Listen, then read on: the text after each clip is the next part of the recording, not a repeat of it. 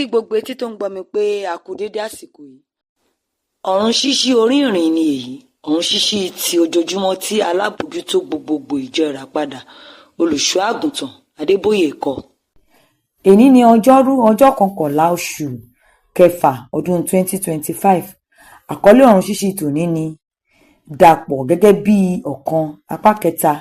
Àkọ́sórí atárìnìwé Máàkù orí 10 ẹsẹ̀ 8 èyí tó kà báyìí wípé àwọn méjèèjì á sì di ara kan, nítorí náà wọn kì í ṣe méjì mọ́ bí kò ṣe ara kan. Ẹ̀kọ́ náà tẹ̀síwájú lọ báyìí. Màá ṣe àkótán ìjíròrò mi lórí àkọlé yìí nípa sísọ pé Ọlọ́run fẹ́ kí àwọn ọmọ rẹ̀ gbádùn ìgbéyàwó wọn gẹ́gẹ́ bí a ṣe rí nínú ẹsẹ̀ àkọ́sórí tòní. Ẹ̀wẹ̀, fún èyí láti ṣẹlẹ̀, wọ́n gbọ́dọ̀ dàpọ̀ mọ́ ọkọ aya wọn. Nígbà tí a bá fẹ́ lẹ nǹkan méjì pọ̀, wọ́n gbọ́dọ̀ wà ní ìsúnmọ́ pẹ́kí. Nígbà tí tọkọtaya bá ń gbé ní orílẹ̀-èdè tàbí ìlú ọ̀tọ̀ọ̀tọ̀ fún pípẹ́, ó máa nípa òdì lórí àwọn ọmọ wọn. Ó sì lè jẹ́ pé òbí kan ló máa tọ́ àwọn ọmọ náà dàgbà tàbí ẹlòmíràn. Ọlọ́run pàṣẹ fún àwọn òbí kí wọ́n tọ́ àwọn ọmọ wọn. Èyí tá lè rí nínú ìwé Òwe orí 22 ẹsẹ̀ 6. Ṣùgbọ́n èyí kò ṣeé ṣe láṣeyọrí ní ọ̀nà jíjìn tàbí lórí ẹ̀rọ ìbánisọ̀rọ̀. Wíwà nílé àwọn òbí máa ní ipa tó pọ̀ lára títọ́ àwọn ọmọ. Ó sì tún máa jẹ́ kí okùn tó so wọ́n pọ̀ lágbára. Nígbà tí òbí méjèèjì bá ń gbé ilé kan náà pẹ̀lú àwọn ọmọ wọn, ó rọrùn fún tọkọtaya láti bójútó àti láti bá wọn wí bí ó bá ṣe gbà. Ìtàn Séruíà jẹ́ ọ̀kan nínú àwọn ìṣẹ̀lẹ̀ ìdílé tó burú jù nínú Bíbélì. Arábìnrin Dáfídì ní Séruíà. Ó sì bí ọkùnrin 3, Jóábù, Abiṣai àti Asaeli.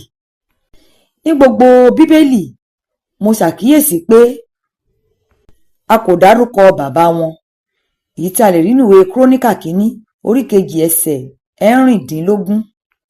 Èyí sì mú mi rò pé èyí rí bẹ́ẹ̀ nítorí kò dá sí ẹbí náà gẹ́gẹ́ bí bàbá rere ṣe yẹ.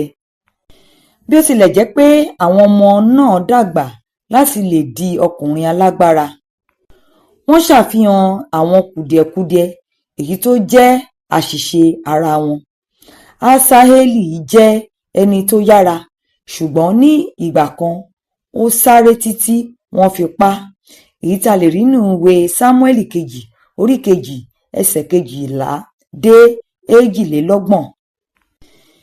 Inú fùfù Jóábù mú kí ó ṣe lòdì sí ọ̀gá àti àbúrò ìyá rẹ̀ Dáfídì títí Dáfídì fi gégùn fún un. Èyí tí a lè rí nínú ìwé Sámúẹ́lì kejì orí 3 ẹsẹ̀ 26 dé 29. Abiṣai kò fi ara balẹ̀ nínú ìgbìyànjú rẹ̀ láti pa ẹni àmì òróró Ọlọ́run Sọ́ọ̀lù, tí Dáfídì sì dá a lẹ́kun. Èyí tí a lè rí nínú ìwé Sámúẹ́lì kínní orí 26 ẹsẹ̀ 5 dé 12. Ẹlòmíràn nínú Bíbélì, ẹni tí àwọn ọmọ rẹ̀ kò ya rere, ni Élì. Nínú ẹ̀kọ́ mi, olùṣọ́ àgùntàn Adébóyè ni wọ́n sọ nípa ara wọn níbí. Mo ṣàkíyèsí pé wọn kò dárúkọ ipa tí ìyàwó rẹ̀ kó ní títọ́ àwọn ọmọ. Torí náà kò yà mí lẹ́nu pé wọ́n ya ọmọ Béliálì. Èyí tí a lè rí nínú ìwé Sámúẹ́lì kínní orí 2 ẹsẹ̀ 12. Gbígbé ní ibi ọ̀tọ̀ọ̀tọ̀ lè jẹ́ èyí tí kò ṣeé dábọ̀ fún àwọn tó ti ṣègbéyàwó nígbà mìíràn, ṣùgbọ́n èyí ní láti jẹ́ fún ìgbà kúkúrú. Kí òbí kan máa dá tọ́ ọmọ máa ní ìpèníjà tó lágbára. Mo sì gbàdúrà pé Ọlọ́run yóò fún gbogbo àwọn tó ń dá tọ́jú ọmọ ní okun àti ọgbọ́n láti tọ́ àwọn ọmọ náà gẹ́gẹ́ bí ìfẹ́ rẹ̀. Nígbà tí òbí méjèèjì wà láyé àti àlàáfíà, ó ṣe pàtàkì kí wọ́n jọ ṣiṣẹ́ pọ̀ láti tọ́jú àwọn ọmọ wọn ní ọ̀nà Olúwa. Ka ìwé Dìtórónómì orí 6 ẹsẹ̀ 6 dé 8, Bíbélì ní ọdún kan, ìwé orin Dáfídì orí 26 dé 37. Kókó ọ̀rọ̀: ó ṣe pàtàkì fún gbogbo òbí láti kópa gidigidi nínú títọ́ àwọn ọmọ wọn ní ọ̀nà Olúwa. Ẹ ṣé tí ẹ tẹ́tí sí Ọ̀run Ṣíṣí Orí Ìrìn ti òní. Tí ẹ bá fẹ́ darapọ̀ mọ́ wa láti máa pín Ọ̀run Ṣíṣí Orí Ìrìn lórí ayélujára, ẹ tẹ àtẹ̀jíṣẹ́ Ọ̀run Ṣíṣí Orí Ìrìn sí 08065455551 kí ẹnìkan kó ké hallelujah.